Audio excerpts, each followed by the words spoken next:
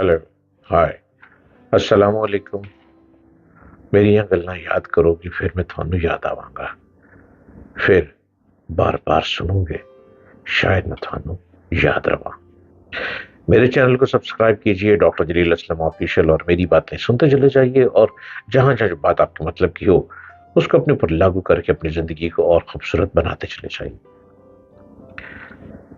کہتے ہیں کسی گاؤں میں ایک بوڑھا اپنے نوجوان بیٹے کے ساتھ رہتا تھا۔ پرانا سا ایک مکان تھا، ایک کمرے میں باپ بیٹا رہتے، دوسرے کمرے کو استبل بنایا ہوا تھا، استبل، وہاں ان کا گھوڑا رہتا۔ یہ گھوڑا بڑا شاندار اور نہایت اعلیٰ نسل کا تھا۔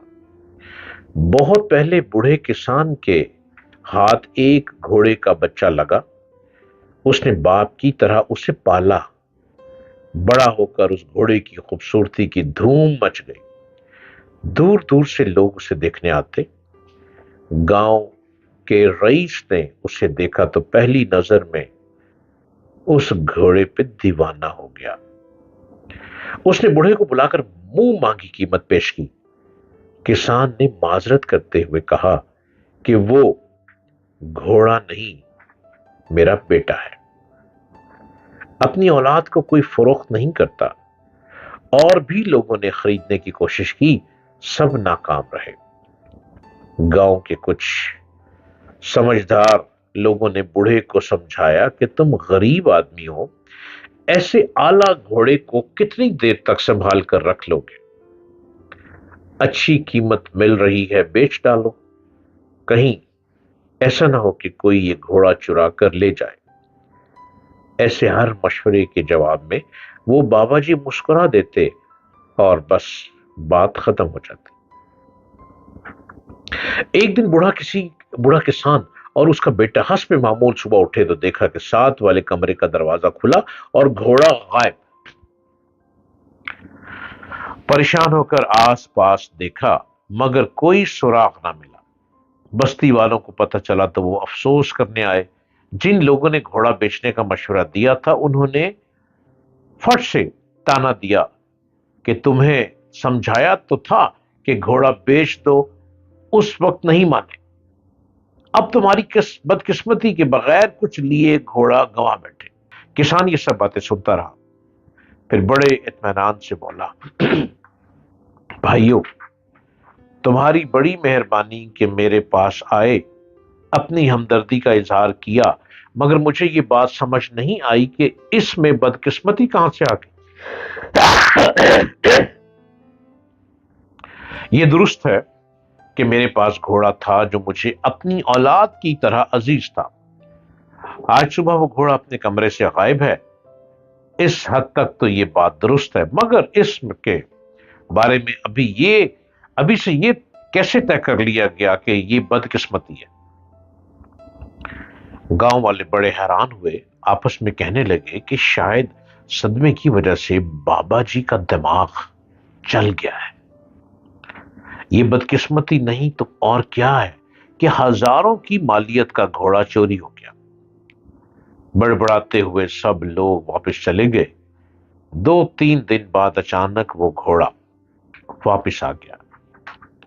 اپنے ساتھ وہ جنگل سے صحت مند اعلیٰ نسل کے 21 نوجوان گھوڑے بھی لے آیا۔ گاؤں میں دھوم مچ گئی، لوگ آ کر بوڑھے کو مبارکبادیں دینے لگے۔ انہوں نے اعتراف کیا کہ ہم نے اس روز غلط بات کی تھی، گھوڑے کا چلا جانا بدقسمتی نہیں تھی، اصل میں تو تمہاری خوش قسمتی تھی، آج پورے 21 گھوڑے تمہارے گھر آ گئے۔ کسان نے حیرت سے یہ سب تبصرے سنے اور پھر کہا، بھائیو، مجھے ایک بار پھر تمہاری باتوں کی سمجھ نہیں آئی۔ میرا گھوڑا واپس آ گیا، یہ درست ہے کہ وہ 21 گھوڑے لے آیا ہے، مگر اس میں خوش قسمتی کی کیا بات ہے؟ گاؤں والے سن کر اپنا سا منہ لے کر رہ گئے۔ چند دن گزر گئے، کسان کا بیٹا ان جنگلی گھوڑوں کو سدھانے کی کوشش میں مصروف تھا۔ ایک دن ایک सरकश घोड़े ने उसे ऐसी पटखी दी कि उसकी टांग ही टूट गई। तबीब ने देखा देखा भाला और 3 महीने के लिए बिस्तर पर आराम की हदायत की। एक बार फिर गांव उमड़ आया। हर एक ने बूढ़े के साथ हमदर्दी की। चंद एक ने साफ गोई के साथ एतराफ किया कि बाबा जी आप ही ठीक थे। इन 21 घोड़ों का आना खुशकिस्मती नहीं बल्कि दर हकीकत बदकिस्मती का इशारा था। आपका अकलौता सहारा नौजवान बेटा जख्मी हो गया। ना जाने इसकी टांग दुरुस्त तौर पर जुड़ती भी है या नहीं। आप बूढ़े आप बूढ़े बंदे हो, तमाम काम काज बेटा करता था, अब मुश्किल होगी। आपकी किस्मत खराब है कि ऐसा हो गया।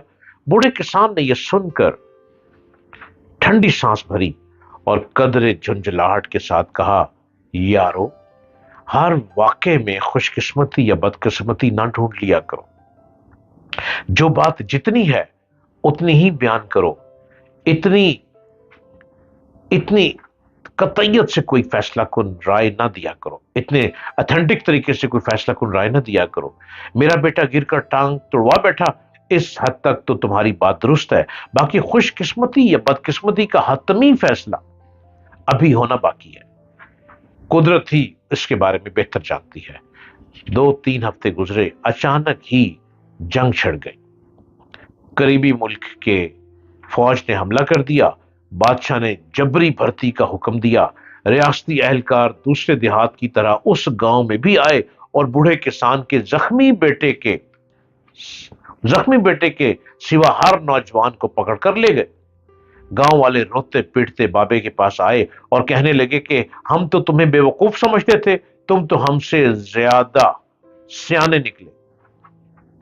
वाकई तुम्हारे बेटे का हादसा बदकिस्मती नहीं थी, सच पूछो तो तुम्हारी इंतहाई खुशकिस्मती थी। हम सबके बेटे जंग लड़ने चले गए, मालूम नहीं वापस लौटते भी हैं कि नहीं। तुम्हारा बेटा तो चलो 3-4 माह में ठीक हो जाएगा। बूढ़े किसान के पास सिवाय सर पीटने के कोई चारा नहीं था। बेचारगी से उसने कहा, भाइयों, अगर तुम लोग असल बात को समझ लेते तो कभी इतना परेशान नहीं होते। हम सब बहुत जल्दी किसी वाक़े पर खुशकिस्मती बदकिस्मती का लेबल लगा देते हैं।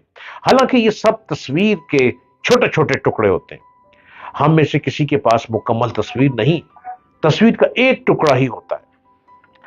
उसी टुकड़े को हम मुकम्मल तस्वीर समझ लेते हैं। एक टुकड़ा कभी तस्वीर को दुरुस्त तरीके से बयान नहीं कर सकता, उसके रंग तक नहीं बता सकता। हमें हतमी राय देने की बजाय इंतजार करना चाहिए। जो वाकया हुआ है उसे इतना ही समझना और मानना चाहिए।